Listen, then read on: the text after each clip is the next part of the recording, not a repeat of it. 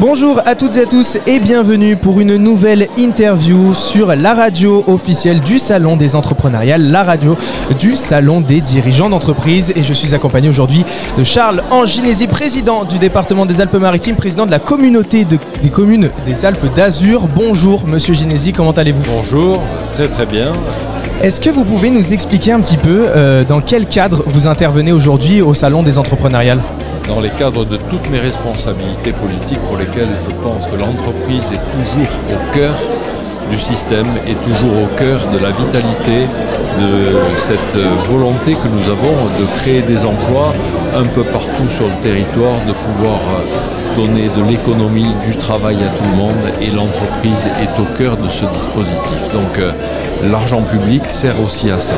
Le conseil départemental a beaucoup de chantiers, beaucoup de projets, beaucoup de responsabilités, beaucoup de compétences, mais en finale, nous nous retrouvons souvent à solliciter les entreprises sur des appels à projets, que ce soit sur le plan de la santé, que ce soit sur le plan du numérique, que ce soit sur le plan de l'environnement. Il y a autant de sujets qui, dans le cadre de nos compétences, nous amènent à avoir l'aide des entreprises, et les entrepreneuriales sont véritablement un moment de rencontre avec tous les professionnels, avec l'UPE, la Chambre de commerce et d'industrie, l'ensemble de celles et ceux qui portent la responsabilité de l'innovation également. C'est vrai que quand on pense au département, on ne pense pas forcément directement aux entreprises. Est-ce que vous avez pu faire un petit peu le tour un petit peu du salon des entrepreneuriales de cette année, et quel est votre ressenti sur le dynamisme? Est-ce que ça correspond aux attentes du département? Ça correspond aux attentes, ça correspond aux deux piliers que j'ai pu lancer en 2017 en arrivant à la présidence du département, qui sont deux politiques transversales qui touchent l'ensemble de nos sujets. Un sur le numérique, et on voit aujourd'hui avec ces entrepreneuriales qui sont axées sur l'intelligence artificielle, combien il y a d'entreprises qui de plus en plus s'investissent sur le numérique, s'investissent sur une intelligence qui nous amène au-delà des compétences humaines, tout simplement. Au-delà des compétences humaines, et qui permettent à l'homme, parce que moi je me base sur l'intelligence artificielle tout simplement pour que le numérique reste un accessoire. Exactement, et pas justement une méthode alternative.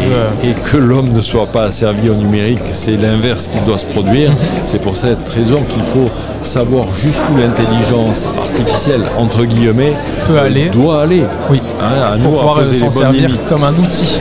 Pour s'en servir comme un outil. Et je vois beaucoup d'entreprises qui aujourd'hui s'approprient sa culture sur ce domaine-là. Et puis il y a un autre sujet, c'est le sujet de l'environnement.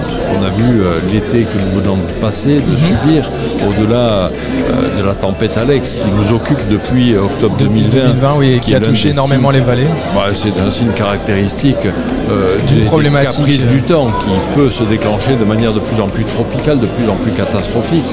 Et à cela, il faut s'y préparer, mais en même temps, avec des choses moins violentes, mais tout aussi difficiles.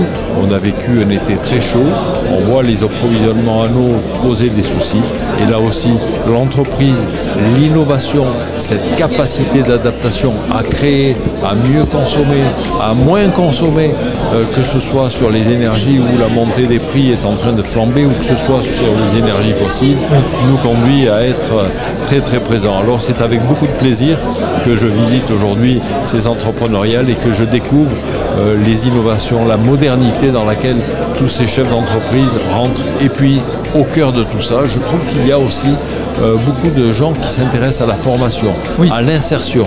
Et ça, c'est une des responsabilités du conseil départemental que j'ai l'honneur de présider, de dire il faut que les gens qui, à un moment donné de leur vie, se trouvent dans une situation difficile, n'y restent pas. Et tout ce que vous proposez aujourd'hui en termes de formation, en termes de réinsertion, est quelque chose qui doit permettre à ceux qui sont en difficulté de retrouver rapidement du travail, que ce soit pour créer eux-mêmes leur entreprise. Là aussi, ce sont de belles initiatives qui sont prises, ou que ce soit tout simplement trouver des solutions d'embauche et des solutions d'accompagnement, formation professionnelle. Merci beaucoup, Monsieur Ginesi, d'avoir répondu à toutes mes questions. Et j'espère, en tout cas, chers auditeurs et auditrices, que vous avez pu découvrir à travers cette interview que le département est là pour nous accompagner, qui a une importance forte pour nos métiers et qui sera toujours, je pense, engagé pour nous soutenir. Merci beaucoup. Merci et à bientôt. Merci.